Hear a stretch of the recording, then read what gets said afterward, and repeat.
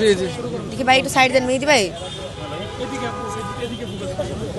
আপনারা দেখতেছেন রাজু ভাস্কর ওনারা কালকে থেকে অনশনে বসে আছেন গণভোট যেন বাতিল না হয় এবং এটা নিয়ে যেন বিবেচনা করা হয়। এই জন্য আমার বড় ভাইরা এখানে কালকে রাত থেকে কষ্ট করতেছে।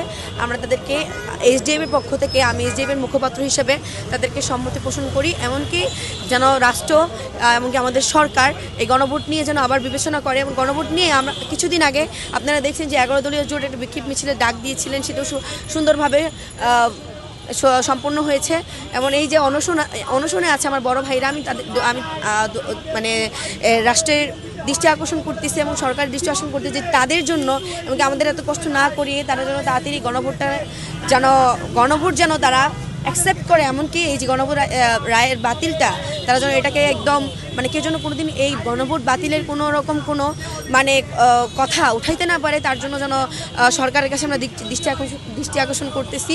আর যে ভাইরা এখন বসে আছে আমি আল্লাহর কাছে দোয়া করি, এমনকি সরকারের কাছেও এই প্রার্থনা করি, ভাই আপনারা দয়া করে গণভোটটা নিয়ে আর ঝামেলা করেন না। কারণ আপনারা নিজেরাও জানেন যে বারবার সংবিধান দোহাই আপনারা দিচ্ছেন। এই সংবিধান হচ্ছে 72 সালের, এমনকি 72-এর সংবিধান আপনারা নিজেরাই বলেছিলেন যে আমরা যদি নির্বাচিত হই, যেদিন জনগণের সরকার আসবে সেদিন এই বিএনপি বলেছিল 72-এর সংবিধান ছুঁড়ে ফেলে দেওয়া হবে।